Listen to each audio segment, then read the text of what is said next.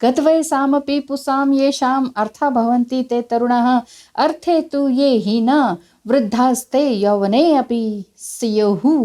अर्थात उम्र ढल जाने पर भी वे पुरुष युवा रहते हैं जिनके पास धन रहता है। इसके विपरीत जो धन से क्षीण रहते हैं वे युवावस्था में ही बूढ़े हो जाते हैं।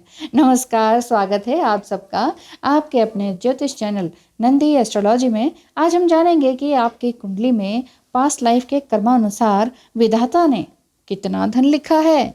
मैं एस्ट्रोलॉजर लक्ष्मी एक बार फिर से आपका स्वागत करती हूँ और समय को नष्ट किए बिना चलिए वीडियो को प्रारंभ करते हैं।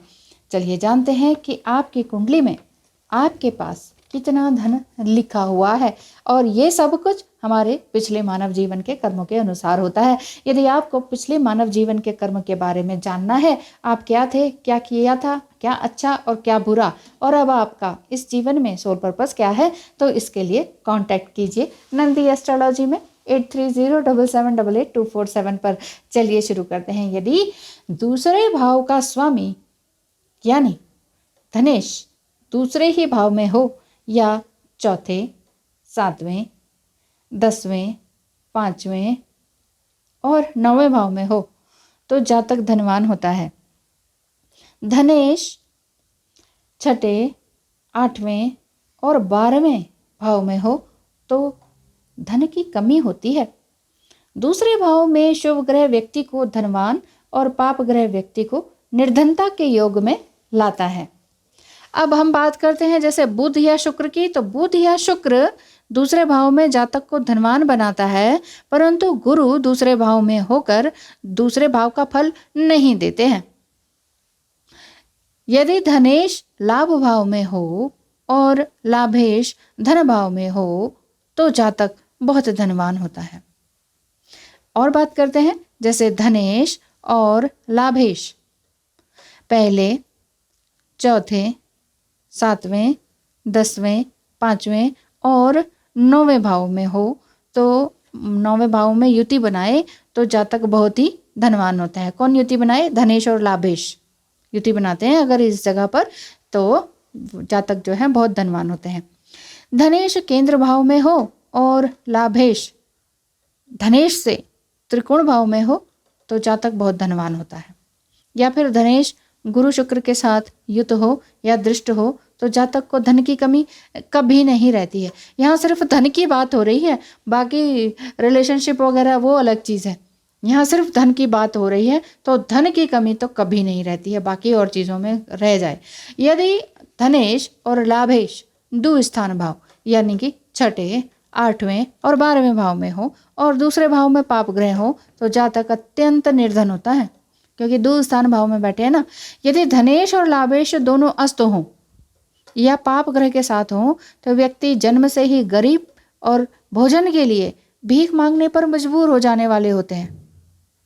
आपने देखे होंगे इस तरह के लोग।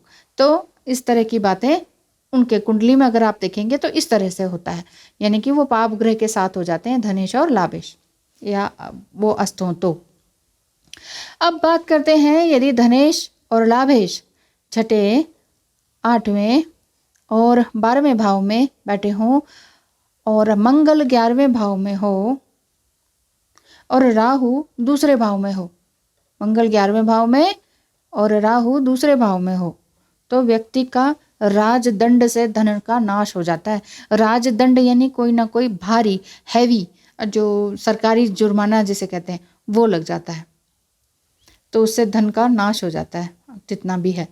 अब बात करें यदि गुरु 11वें भाव में हो तो शुक्र दूसरे भाव में हो, गुरु 11वें भाव में हो और शुक्र दूसरे भाव में हो और 12वें भाव में शुभ ग्रह हों और धनेश शुभ ग्रह से युक्त हो तो धार्मिक कार्यों में धन का खर्च होता है। धन का खर्च जरूर होता है लेकिन धार्मिक कार्यों में, शुभ कार्यों में होता है।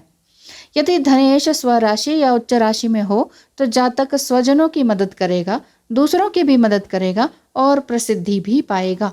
यहाँ से आपको पता चल सकता है।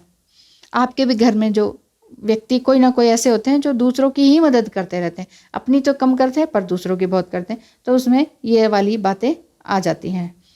धनेश शुभ ग्रह के साथ हो और पार्वत जैसे शुभ वर्ग में हो तो परिवार में बिना किसी खास एफर्ट के धन वर्षा होने लगती है। पारावतांश का मतलब है 10 वर्ग में किन्हीं 6 वर्गों में ग्रह का अति मित्र या उच्च राशि में होना। इस तरह धनेश की स्थिति जातक के फाइनेंशियल स्टेटस को बताती है।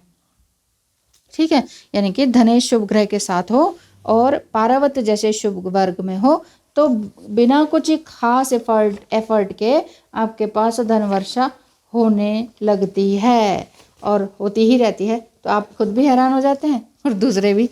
तो चलिए, आपके घर में धन वर्षा होती ही रहे, इसी आशा के साथ धन योग आपका बनता रहे। तो ये था कुंडली के अनुसार आपके पास कितना धन रहेगा। तो धन को कमाने की इच्छा रखें और धन को समेटें भी और संचित भी करें अच्छी तरीके से। चाहे कोई धन के विरोध में कितना ही कुछ कहे, पर हम सभी जीवन में धन की महत्ता को नकार नहीं सकते हैं।